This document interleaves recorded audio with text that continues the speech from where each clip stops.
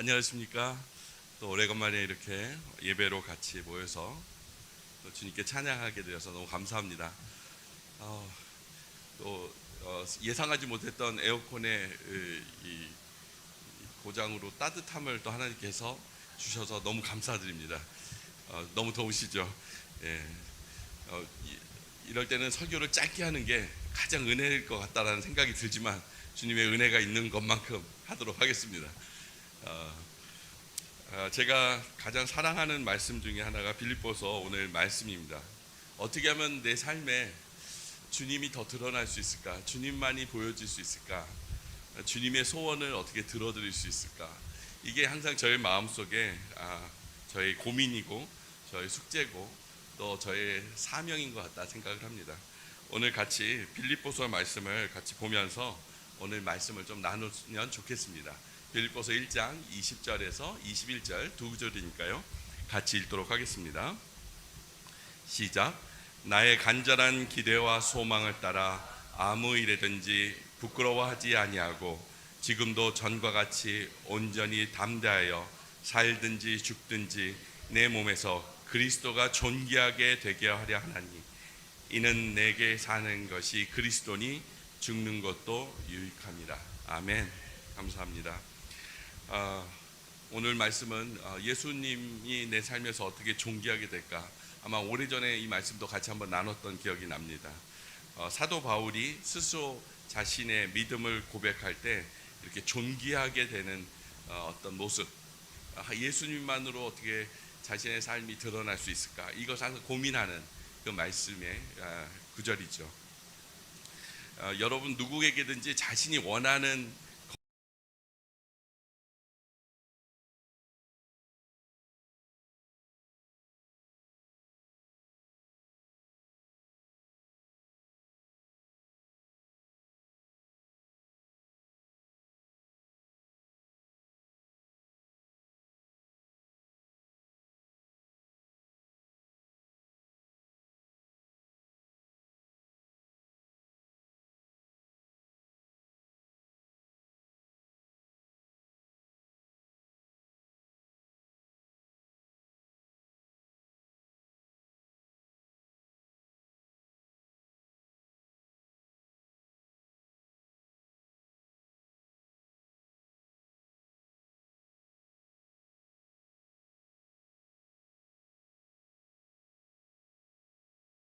나라에 많은 일을 하셨다는 걸 나중에 알게 돼서 그 기사와 뭐 여러 가지 자료들을 모아서 독립유공자의 어떤 그 모습을 이렇게 드러내시는 분이 계세요. 그분의 입술에서는 뭐만 찌르면 그 얘기만 나옵니다. 그게 너무 좋고 감사하고 자랑스럽고 기쁜 거예요. 그러니까 묘지도 그냥 묘지라고 생각하지 않고 옆에다가 간판을 달아서 독립유공자 공원 뭐 이렇게까지 해서 사람들이 누구나 들어와서 보라 뭐 이렇게 하시는 분이 있습니다. 그분만 보면은 참 더 많은 것을 자랑할 수 있는데 왜 그것이 그렇게 그분에게 기쁠까? 그분에게서 자신의 인생을 통해서 자신의 부모님이 어떻게 살아왔는지 드러내고 싶으신 그 마음이 전달이 되는 것 같아요. 오늘 사도 바울이 그렇게 얘기하고 있는 것이죠. 사도 바울이 사도 바울 대단합니다 박수를 치면 사도 바울은 찌르면 예수님이 나오는 거예요. 예수님을 존경하고 예수님이 존귀하게 되고 예수님이 자랑스럽게 되는 것. 그 안에는 무엇이 있을까? 당연히 이 안에는 예수 그리스도께서 계시기 때문일 것이라고 생각합니다. 오늘 우리가 읽고 있는 빌립보서의 말씀은 한 단어로 정의해라 그러면 기쁨이 이 빌립보서의 주제입니다. 참 기쁨, 기뻐하라, 기쁨 이런 것이 계속 반복해서 16번이 나옵니다. 어떻게 이 사람은 이 빌립보서를 쓰면서 이렇게 기쁠까? 근데 궁금해서 보면은 기쁠 수 있는 상황이 아닌 거예요. 빌립보 교회에 편지를 보내고 있을 당시에 사도 바울은 로마에 있는 감옥에 갇혀 있을 때였습니다. 그러니까 감옥 안에 갇혀서 자신의 기쁨을 편지를 써서 밖에 있는 사람들에게 보내는 거예요. 거꾸로 밖에 있는 사람이 안에다 기쁨의 편지를 보내줘야 될 판인데 완전히 다른 반대가 된 입장이죠. 사도 바울이 그렇게 기쁠 수 있는 것은 무엇일까?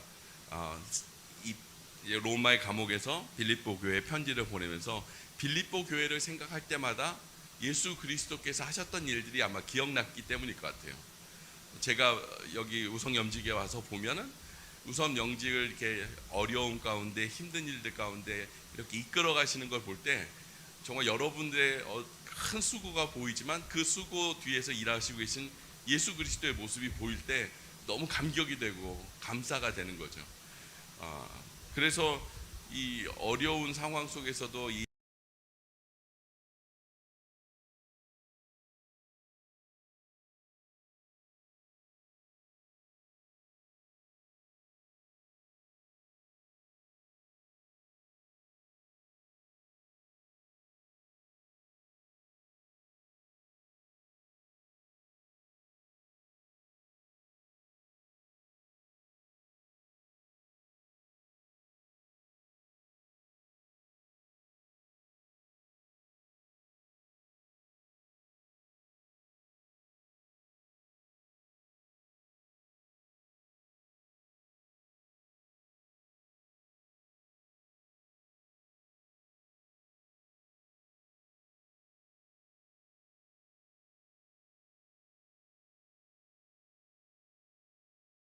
그곳에서 거기 감옥이니까 여러 사람들이 있었을 거 아니에요. 그런데 그 감옥에서 조용한 소리로 뭐 어떤 소리가 나기 시작하는 거예요.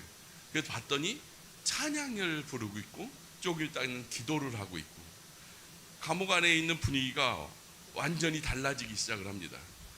근데 그때 이제 지진이 일어나고 사람들이 도망갔을까봐 사도 바울과 신라가 기도하고 있는 동안에 사람들이 도망가면 간수가 이제 사형을 당하거든요. 책임을 못 졌다. 근데 아무도 도망가지 못하고 그 자리에 있게 하고 그리고 간수가 죽으려고 자기가 자살을 하려고 하니까 죽지 마시라고. 그러고 나서 빌립보 간수가 사도 바울 앞에 와서 감동한 말로 이렇게 물어보는 거죠. 아니 어떻게 해야지 내가 구원을 얻겠습니까? 내가 어떻게 해야지 하나님을 알겠습니까? 라는 감동의 메시지를 전하면서 그 빌립보 교회가 이 엄청난 고난과 어려움을 지나고 나서 하나님께서 아름다운 열매로 맺은 교회라는 사실을 사도 바울의 기억에서는 잊지를 못하는 거예요. 사도 바울이 그때만 생각하면 감옥 속에서 하나님이 자신과 함께 있었던 그 시간이 너무 감격스러웠던 것 같습니다. 우리가 가끔 헷갈려 하는 것이 있습니다. 재미와 기쁨은 다른 것인데 같은 것이라고 생각하는 것 같아요. 재미는 조건과 환경, 돈, 사람이 주어져야지 온다라고 생각합니다. 근데 기쁨은 오늘 말하고 있는 빌립보서에 말하고 있는 기쁨은 조건과 환경과 관계가 없는 거예요.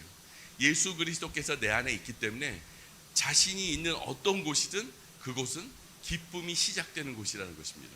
그곳이 고난과 어려움이 있는 곳이든 매를 맞는 곳이든 감옥이 되었든 이 안에 있는 기쁨은 그 누구도 빼앗아갈 수 없기 때문이겠죠.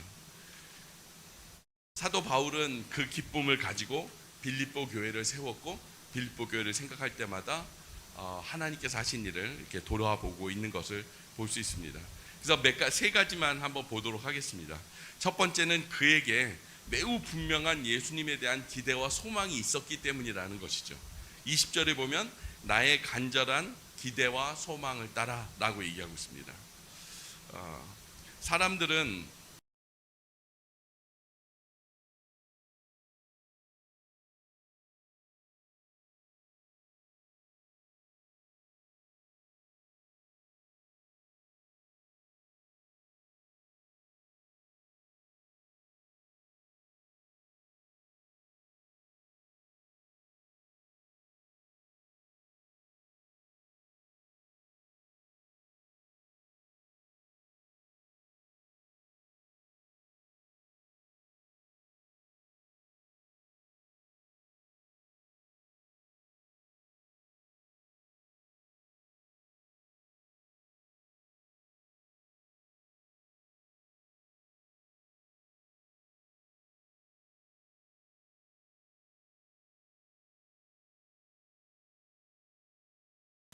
사도 바울에 대한 얘기를 하면 사람들이 니네 리더는 감옥에 갔잖아.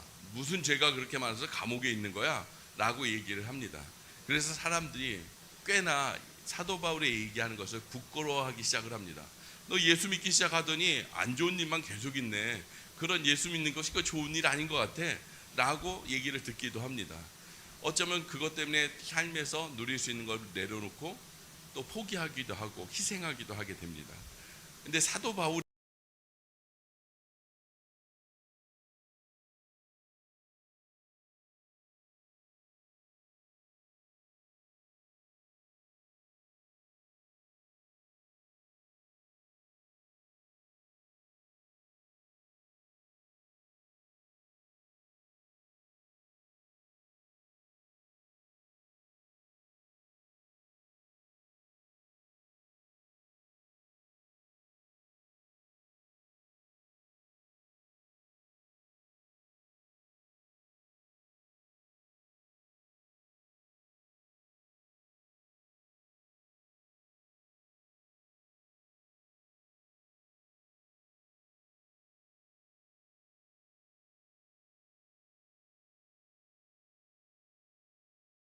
소망이 달라진 거예요.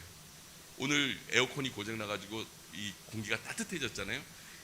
제가 작년에 필리핀 갔는데 현지인들하고 같이 예배를 드려요. 근데 그곳이 그냥 비만 안 와도 되는데 비가 와버린 거예요. 근데 방으로 들려갔더니 2층 다락방에 50명이 앉아야 되는 거예요. 그러니까 요만한 곳에서 한 4, 50명이 앉아서 예배를 드리니까, 그리고 제가 설교예요. 그러니까 일어나는 때마다 느껴지는 게 공기가 여기서 땀이 쭉쭉 나는 거죠. 그런데 그 자리에서 무슨 마가의 다락방처럼 역사가 일어나더라고요. 그래서 그걸 기대하고 있습니다. 예, 예, 항상 우리가 기대하지 못했던 어떤 순간에 하나님은 일하신다는 것을 보고 있게 되고요. 또 그럼에도 불구하고 오늘 찬양하시는 여러분들을 볼 때 뒤에서 그 찬양의 목소리와 앞에서 찬양 인도하시는 분들을 보면서 이 교회, 이 직장은 조건과 환경이 아닌 안에 있는 기쁨으로 예배하시는 분이구나라는 것을 생각하게 되었습니다. 이렇게 전과 같이 온전히 담대하여 복음을 전하시는 우리 우성염지 가족 되기를 간절히 기도합니다. 두 번째는 바울은 예수 그리스도가 그의 목적이었다는 것입니다.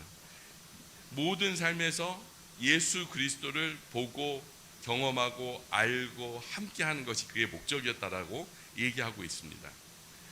바울은 그가 할 수 있는 모든 것을 다 해서 고백하는데 어디까지 고백하느냐?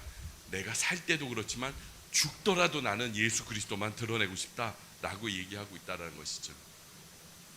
제가 어저께 저희 교회에서 요즘 선교에 대한 내용으로 같이 수양회도 하고 말씀도 계속 전하고 있는데요. 그 중에 매우 유명하신 한 선교사님이 계십니다. 그 선교사님 성함이 로버트 토마스 선교사입니다. 1986년에 태어나셔서 중국에 대한 하나님의 사명을 갖고 중국으로 건너갔어요. 그랬는데 자신만 간 게 아니라 자신의 아내와 같이 갔는데 9월 달에 출발해서 12월 달쯤에 도착을 한 거예요. 근데 옛날에 상해 이런 곳이 얼마나 추웠겠습니까? 그러니까 아내가 추워서 견뎌내질 못하고 있어서 이 선교사님 혼자서라도 자기가 가서 따뜻한 곳에 살 수 있는 장소를 좀 찾아보기 시작을 했는데 못 찾았어요. 그러고 있는 차에 자신의 아내가 있는 곳에서부터 편지가 왔는데 아내가 얼어서 죽었다라는 거예요. 그래서 다시 돌아와서 이 선교사님이 너무너무 가슴을 아파하고 절망을 합니다. 그래도 중국에서 선교를 좀 해보려고 했는데 선교에 갔더니 중국 선교사의 어떤 모임 단체가 뭔가 문제가 많아가지고 얼마나 힘들었는지 자기가 선교사를 그만두겠다라고 결정을 합니다. 그리고 나서 그냥 낙담한 채로 중국에 있었을 때 하나님께서 토마스 선교사님 포기했지만 하나님은 포기하지 않으시는 거예요. 그 눈앞에 조선 사람을 만나게 하세요. 그래서 조선 사람이 하는 말이 당신의 얘기를 들어보니까 우리나라에는 한 명도 그리스도인이 없습니다라는 얘기를 듣는 순간 갑자기 하나님께서 토마스 선교사님 마음에 불을 질러 주십니다. 그래가지고 내가 한국을 선교해야 되겠다라고 얘기를 합니다. 그리고 처음으로 중국에서 한국으로 가는 배를 타고 가요. 근데 한국으로 가는 배를 타고 가는 과정 가운데 풍랑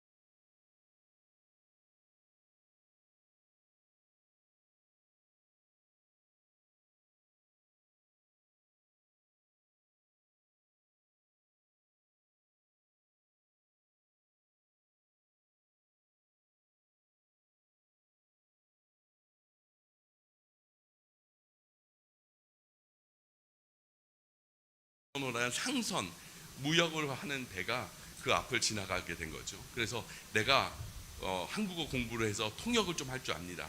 그래서 내가 안내도 하고 통역을 하겠습니다 라고 얘기를 했더니 그러더라고. 그래서 그곳에 배를 타고 가게 됐어요.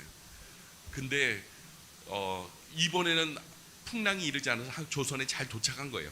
평양에 도착을 했습니다. 해안가 대동강에 도착을 했는데 왜 아니겠습니까?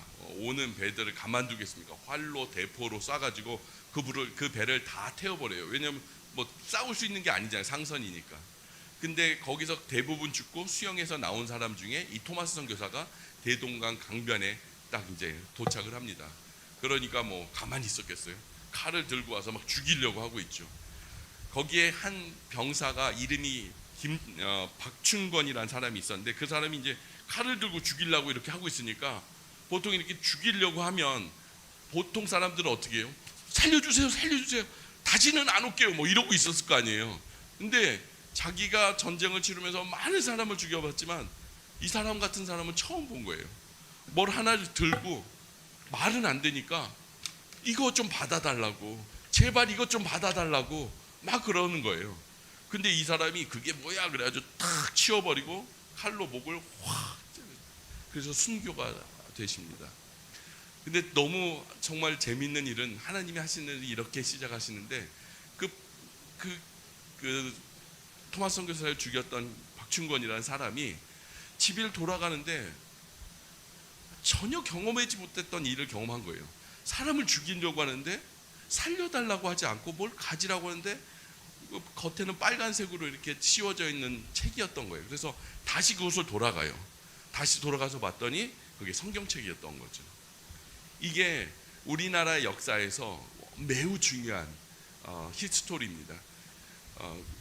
성경이 전달되는, 한국 조선 땅에 전달되는 아주 기록적인 역사의 이야기죠. 물론 이 성경책을 이분이 뭔지는 몰랐겠죠. 그래가지고 이것을 갖고 집에 가서 벽지에다가 이사기를 했는데 종이도 없는데 잘 됐다 그래서 성경을 벽에다 붙여버립니다. 근데 그것을 보고 예수님을 믿고 그곳이 첫 번째 교회가, 평양 땅의 첫 번째 교회가 되는 것이죠. 우리가 가끔 생각하다 보면 내 인생 가운데, 내 삶 가운데 하나님의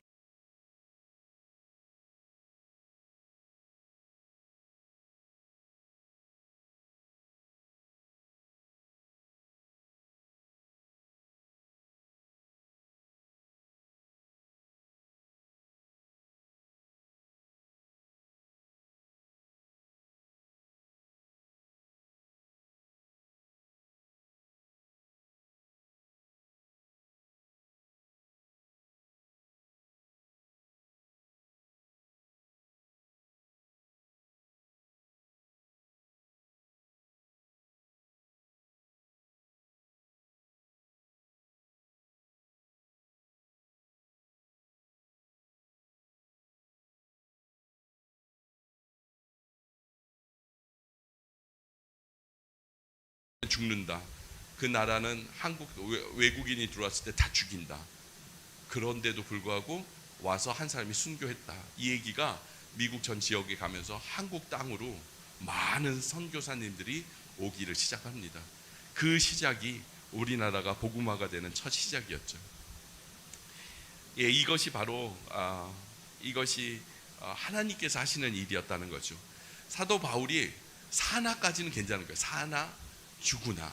사나까지는 괜찮은데 주구나는 정말 끝 아니겠습니까? 그럼에도 불구하고 하나님이 어떤 분인지 아시기 때문에 사도 바울은 살 때뿐만 아니라 죽을 때에도 오직 예수 그리스도가 자신의 삶에 드러나기를 바라신다는 것입니다. 우리에게 주어진 복음은 그렇게 전해진 것입니다. 여러분 어디에서 삶에서 감동을 받으세요? 어떤 예수님을 믿었는데 어떤 사람이 잘 됐더라. 잠시 즐거움은 있을 거예요. 그러나 그 조건이 없어지면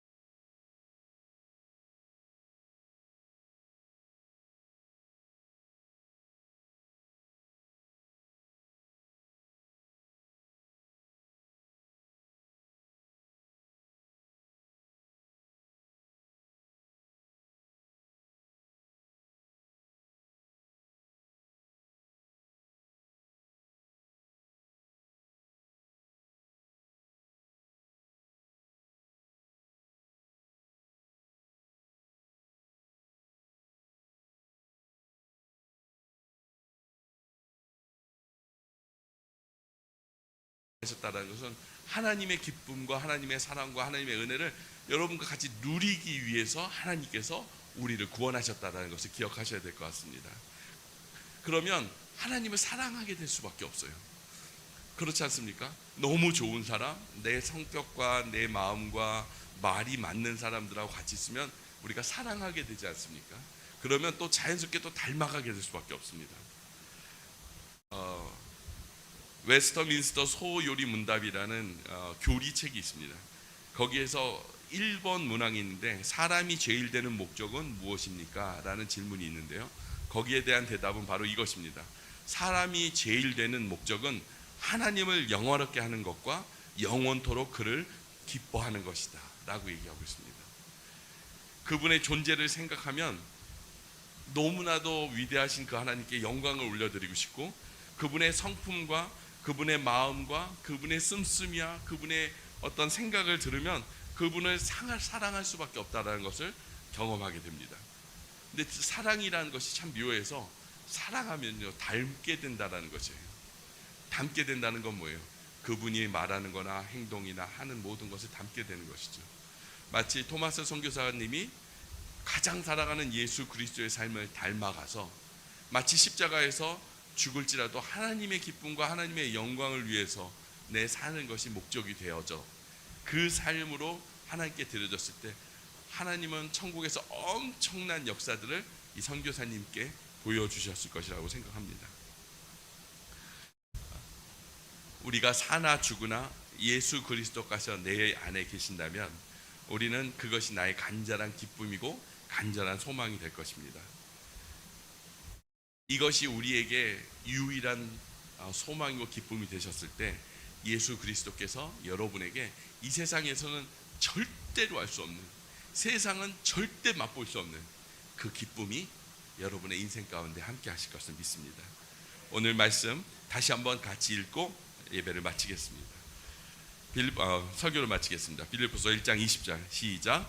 나의 간절한 기대와 소망을 따라 아무 일에든지 부끄러워하지 아니하고 지금도 전과 같이 온전히 담대하여 살든지 죽든지 내 몸에서 그리스도가 존귀하게 되게 하려 하느니 이는 내가 사는 것이 그리스도니 죽는 것도 유익함이라. 아멘. 기도하겠습니다.